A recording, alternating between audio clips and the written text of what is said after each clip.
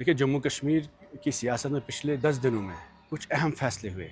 सबसे बड़ा मसला जो जम्मू कश्मीर में इस वक्त दरपेश हुआ कि सिराजुल उलूम जो शुपियन में एक इंस्टीट्यूशन है और अवामी इंस्टीट्यूशन है, जिसका सबसे ज़्यादा कंट्रीब्यूशन जनूबी कश्मीर में है, तालीम के हवाले से, तरबियत के हवाले से, दीनी तालीम के हवाले से। एक ऐसे इंस्टीट्यूशन को बैन किया गया यूएपीए में, और जम्मू कश्मीर की सरकार टस से मस नहीं है, ना इस मुद्दे पे बात की गई। और इस मुद्दे पर मजम्मत तो दूर है, ये इंस्टीट्यूशन न सिर्फ स्कूल डिपार्टमेंट में रजिस्टर है, बल्कि हायर एजुकेशन में कश्मीर यूनिवर्सिटी में इसका डिग्री कॉलेज रजिस्टर है। ये इतना अहम इंस्टीट्यूशन है जैसे जामिया मिल्लिया इस्लामिया एक वक्त होता था, अलीगढ़ मुस्लिम यूनिवर्सिटी एक वक्त होती थी। इस मुद्दे को डाइवर्ट करने के लिए अचानक 8 महीना पुराना एक मुद्दा उठाया जाता है राज्यसभा इलेक्शंस के हवाले से, जबकि आज इलेक्शन नहीं है और इलेक्शन को हुए 8 महीने हुए हैं। और इतना ही नहीं, उसने नेशनल कॉन्फ्रेंस में 3 राज्यसभा की सीटें जीती है। आज इनके पास 6 एमएलए है, 6 एमपीज़ है।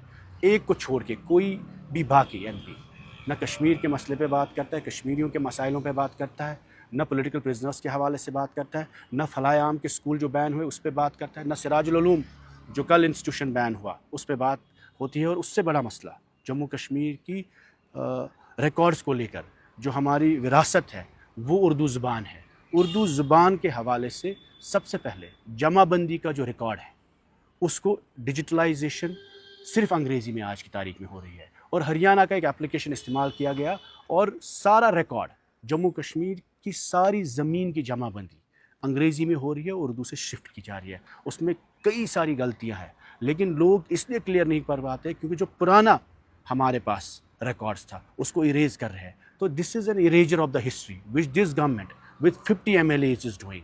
ये चीज़ें गवर्नर रूल में भी नहीं हुई, ये चीज़ें भाजपा ने भी अपने वक्त में नहीं की, और ये चीज़ें इस सरकार में हो रही है जब इनके पास रेवेन्यू मिनिस्टर, चीफ मिनिस्टर खुद है, 50 MLA इनके पास है। उसके बाद ये ऑर्डर चीफ मिनिस्टर के दफ्तर से इशू होता है, रेवेन्यू मिनिस्टर के दफ्तर से होता है कि आप जमाबंदी अंग्रेज़ी में करिए। उसके बाद जो रिसेंट ऑर्डर आया कि रेवेन्यू में जो रिक्रूटमेंट सर्विसेज है, रेवेन्यू सर्विसेज जो है उनमें से अब उर्दू कंपलसरी नहीं है, और उसके लिए पब्लिक ओपिनियन मांगा गया। क्यों मांगा गया? क्या कश्मीरियों ने कभी कहा जिन लोगों ने आपको वोट दिया, आप हमारे नुमाइंदे हैं, क्या 50 MLA को ये नहीं पता कि हम उर्दू की ज़बान को रेवेन्यू सर्विस में चाहते हैं, हम उर्दू की रिक्रूटमेंट को, उर्दू के होने को हम रेवेन्यू सर्विस में चाहते हैं?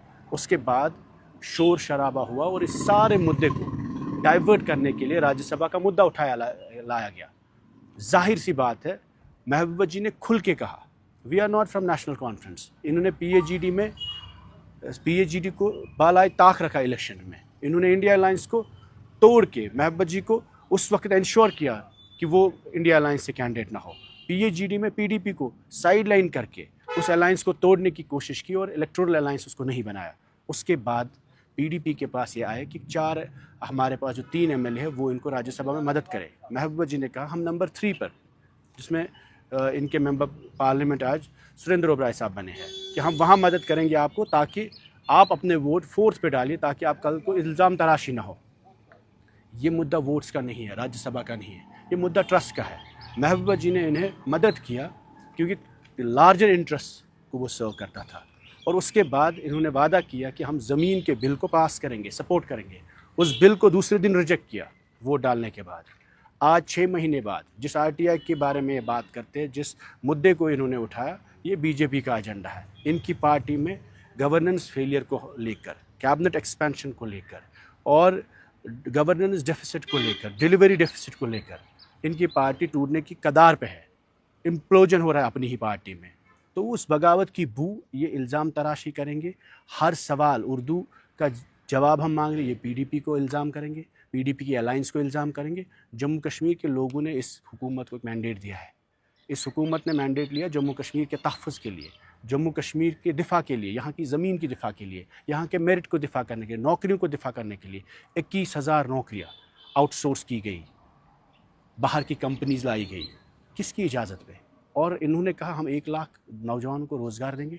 क्या ये सवाल अपोजिशन का जायज़ नहीं है? क्या अपोजिशन जब ये सवाल उमर अब्दुल्ला साहब से करे या इनकी हुकूमत से करे, तो क्या हमारा काम नहीं इनको ड्यूटी बाउंड बनाना? और ये हर चीज़ में पीडीपी और बीजेपी अलायंस का नाम देते हैं, 2014 का नाम देते हैं। और क्या जम्मू कश्मीर की आवाम ये मानने के लिए तैयार है? उसका जवाब इनको बडगाम में मिला है, जहाँ बार बार घर घर वज़ीर आला साहब अपनी टीम लेकर 50 MLA लेकर घर घर गए, और पीडीपी की 2014 की अलायंस का हवाला देते गए। उसके बाद भी लोगों ने इनको आईना दिखाया। कहीं ना कहीं मेरा सिर्फ आपसे ये गुजारिश है, हम इंतजार तराशी नहीं करना चाहते। This is the most crucial time and this mandate has been given by the people of Jammu and Kashmir. और नेशनल कॉन्फ्रेंस के वर्करों ने नहीं दिया है, ये कौम का मैंडेट है, ये उन लोगों का मैंडेट है जिन्होंने कभी वोट नहीं डाले, जिन्होंने बाइकआउट किए। उन लोगों का मैंडेट है जिनको आज एम्प्लॉयज़ को टर्मिनेट किया जा रहा है। ये उन लोगों का मैंडेट है जिनके मकान अटैच हो रहे हैं। ये उन लोगों का मैंडेट है जिनके बच्चे आज भी जेल में हैं। और ये उन लोगों ने मैंडेट दिया उमर साहब को जो ओपन मेरिट के लिए आज रैशनलाइजेशन मांग रहे हैं या जो बेरोज़गार है, उनके सवाल करना हमारा काम है। और उसके बाद नेशनल कॉन्फ्रेंस को जिस चीज़ के लिए मैंडेट दिया गया, उन चीज़ों पर ये डिलीवर करे, खरे उतरे। उसके बाद अगर इन सब मसलों को, इनको लगता है कि इन सब मसलों का डाइवर्जन ये 2014 की अलायंस से निकाल सकते, शायद इनकी गलतफहमी होगी। या अगर इनको ये लगता है कि पीडीपी को इल्ज़ाम तराशी करने से हमारी गवर्नेंस डेफिसिट या इनका जो वैक्यूम है या पार्टी का इम्प्लोजन जो है वो शायद हल होगा, तो मुझे लगता है ये बहुत गलतफहमी में रह रहे हैं। There are much pressing issues that the government needs to address. शुक्रिया।